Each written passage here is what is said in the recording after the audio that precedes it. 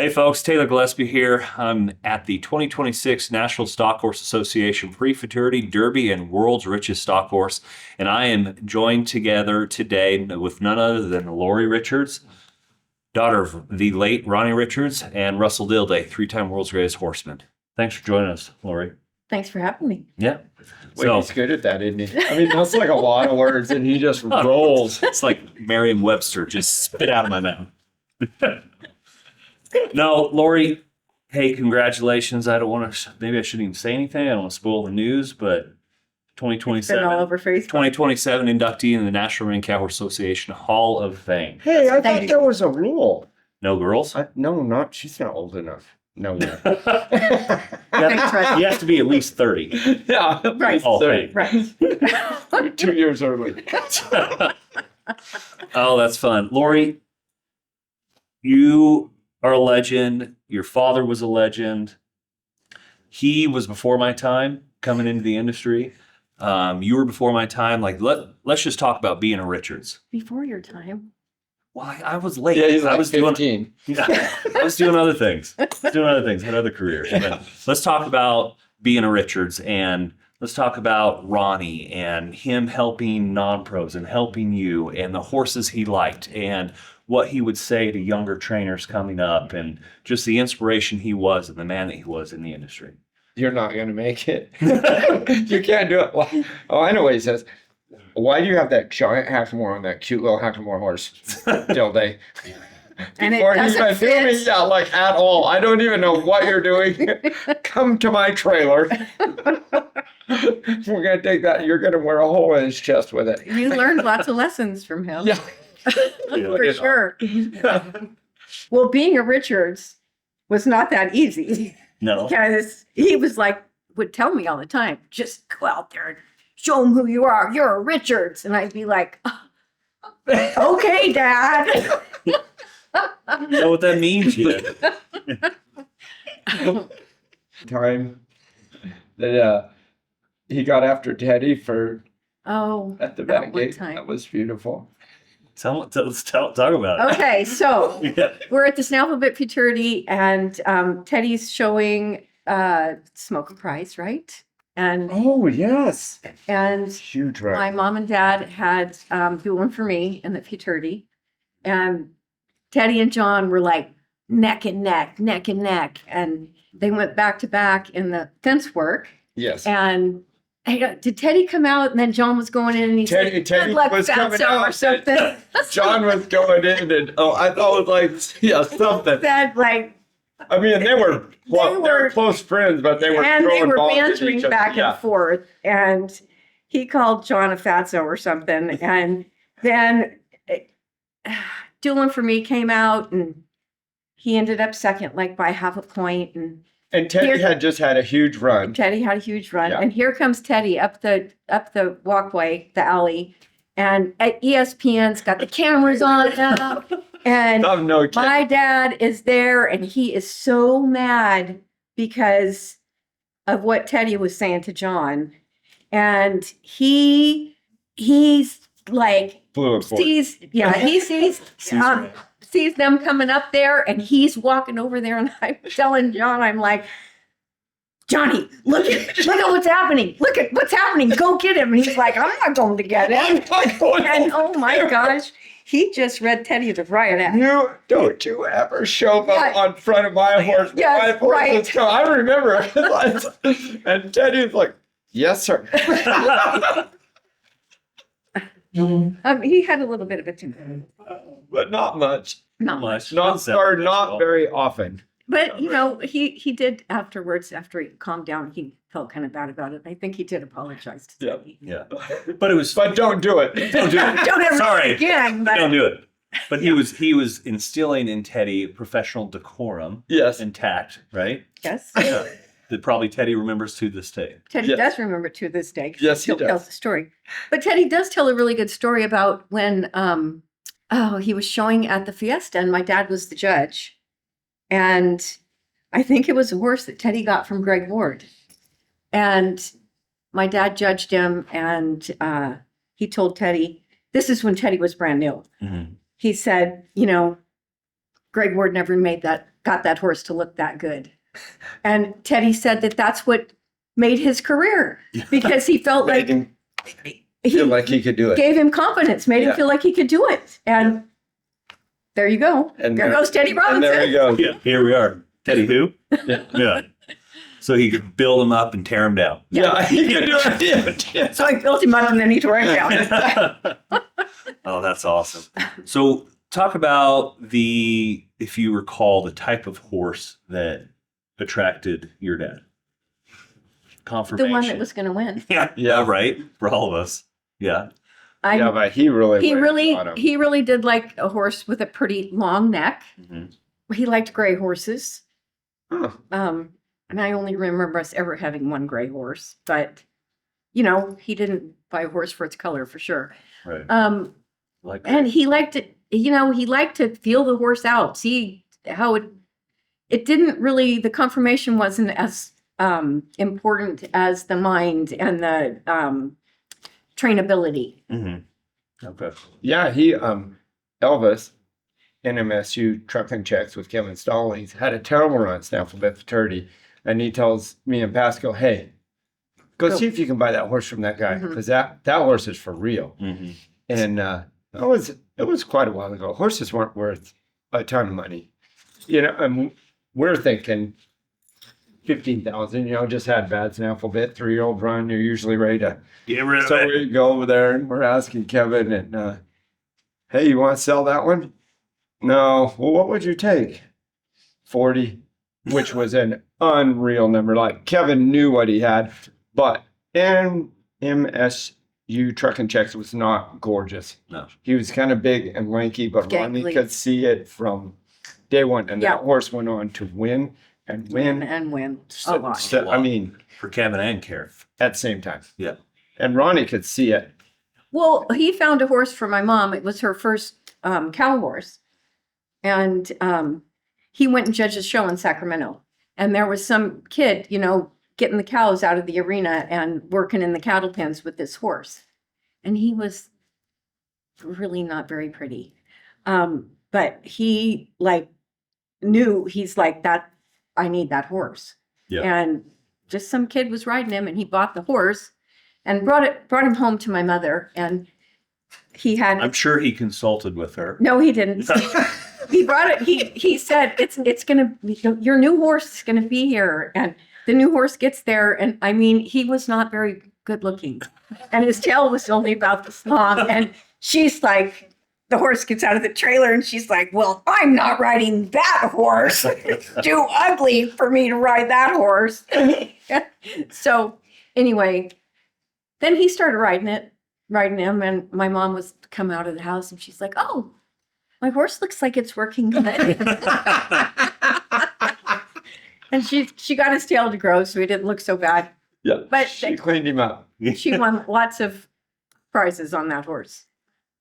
And that was just a horse he saw in the, Yeah. you know. It's in the working pen. Mhm. Yeah. So she cleaned up the horse. She cleaned up your dad. Yeah. He was a sharp dresser, Yeah. your dad. He was a sharp dresser. He was a sharp dresser. Really? Heinz Ranch copies shirts out of his pictures. Oh yeah. Yeah. Yeah, and I don't know if she had much to do with his sharp dressing. No, that's how he got her. Just That was an afterthought. That was a how we got here thought. Right. So we want to visit your career a little bit. When did you start showing?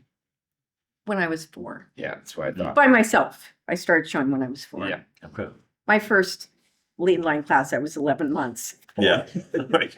I had Ronnie leading and Karen holding. Yeah. You were probably tall then. Tall. So always in the cow horse, or did you show other events? Oh no, I showed in all kinds of different things. You Yeah. know, Western Pleasure, Trail, stock seat equitation, Mhm. reining. I did all that. When I was young, I did all those events. They started a Rein Cow Horse Club when I was probably about 14 in Southern California, where we were. Mm. And I started showing then, and then just, you know, doing that. Is that when you would say, if you recall, like things got a little more specialized? No, we were still kind of doing it all then. More specialized would have probably been 20s, more Yeah. like in my 20s. Okay. Okay. So a couple years ago, Yeah. Yeah. Just recently. just recently. What about your milestones? What was your proudest thing for you that you've accomplished as a non-pro in the NRCHA? Well, it's not from the fraternity, Right. of course. I did win the Cow Palace a few times, Mm-hmm. and I did win the Open Bridle at Salinas, Oh, wow. On what horse was that? Papa Checks. Okay. And I did win the Open Futurity in Idaho Oh, nice. on just Mr. Cool. Yeah, those are some of the milestones. So these years, like you're talking about maybe your like relationship with Annie and the back and forth and the friendship and the competition and Well, Annie and I have been friends for about 40 years. So we're really like family. right. We could, compete together and like not kind of get mad at each other, but still, when you're like family, Go on. you go on. And made each other good. And she's helped me a lot in my life, and I've helped her also. Yeah. And it's just been a really great relationship because of that. We've helped each other. She's easy for me to ride behind because she trains horses a lot like my dad did. Okay. And there's not a lot of people that do. And it's really a lot easier, because it's what I've learned, how I learned to do it. And that makes it. Yeah. Isn't it awesome what the cow horse family and community is that we can be competitors, but also family and friends and jar with each other and everything. And you beat Annie and Annie beats you, but you still love each other and it's just like family. Well, when you're working a cow down the fence, it's like it can take anybody out Absolutely. Absolutely. So- Take you from here to zero real fast. real fast. Yeah. So, yeah. Gingerbread man. One time she's going down the fence and horse flips over and I go out there. It was awesome. It was a pretty good one. Yeah. And I'm hustling and I get there and it's okay, but she picks up and she is hit so hard that her lipstick is full of sand and her eyes are full of sand and it looks like a little gingerbread man. And I just start laughing. God. I said, do I have dirt all over my face? He says, nope, only in your lipstick.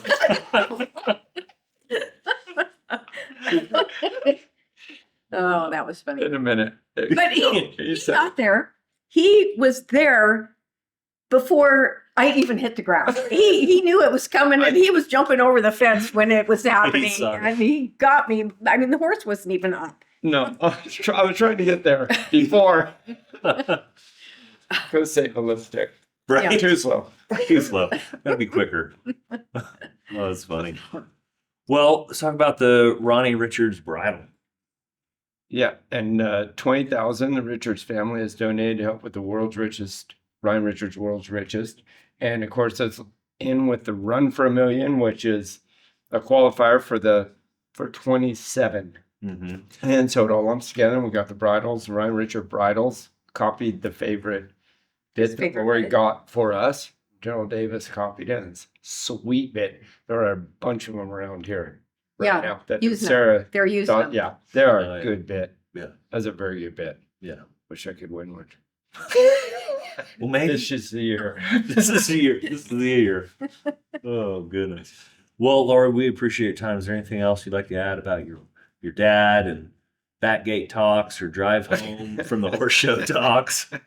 My dad used to always, he would come out there before I would show in the rank work and he would tell me where to run, where the ground was the best. Mhm. And then he'd come before I went down the fence and tell me how all the cattle were working. Yeah. And it was great. Yeah. Yeah. What Certainly, an eye. certainly made you into the young woman that you are today. Yeah. Well, thank you. Yeah.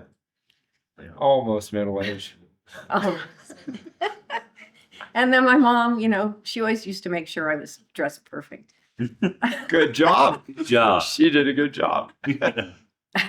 Well, you got anything else, Russell? No, just want to thank you all for coming. I love that man. He meant so much to me, helped me so much, and so many people. And just so proud to have known him and proud to have you all for friends. And it's been a good time. And we've had a pretty good I have to tell one more story if I have to. If I have You time. got it. Oh, funny. So when back in like 1997, Russell The internet. Russell was the cow boss. And he was working the cattle and moving the cattle out of the arena after the fence work. And my dad was the director of judges at that time. And Russell got wind that there were sandwiches in the judges' room. And nobody was supposed to go in the judges' room because my dad was very strict about stuff. Very serious. Very serious. And he tells me, he's like, who is that guy that's getting the cattle out of the pen that keeps coming into the judge's room? Nobody's supposed to be in there. And I'm like, oh, that's Russell. He's like, well, tell him he's not supposed to come in there. I'm like, well, if you don't want him in there, you tell him. And yeah, well, anyway, that's what started. That's what started it. That's what started. That's what started the whole friendship, the whole, Well, it came down to, I'm in there eating a sandwich and I'm in there already and they come in and it's kind of a big room and it's not that well lit. So they come in and they're in a huff and they're reviewing a run and it's a little contentious between them, but I'm in the back and they don't know I'm there. So and I could care less about any of it. Carla told me to get my sandwich from the judge's room, so I'm eating, and they're in the middle of it, and somehow he's talking to somebody from the screen that they're watching, and sees me. He's like, "Hey, you cannot be in here!" And then, so I take my sandwich and leave, and the rest of the show he brought me my food, and that's how we became friends. Handle Uber. I'll bring it to you from now on. You cannot be in here in the reviews for sure. Was this Reno? Do you remember? No, we it were was Sound Arena. Fresno, Selling Arena. Okay. So long ago. Yeah, Well, it was good. the meeting of my dad and Russell. That's awesome. And then and then we kind of knew each other. But at the show, I had Slider, and I have one bit. That from my wasn't Dad's grandpa. show. No, it just A few years later. A show, and I have about 12-inch Hackamore from my grandpa. That's all I had.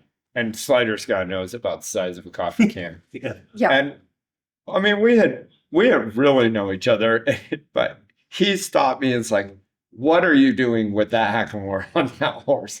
Took me in the truck and gave me one of his to use, and then we really, It was probably an Yeah. Ortega. yeah, probably was.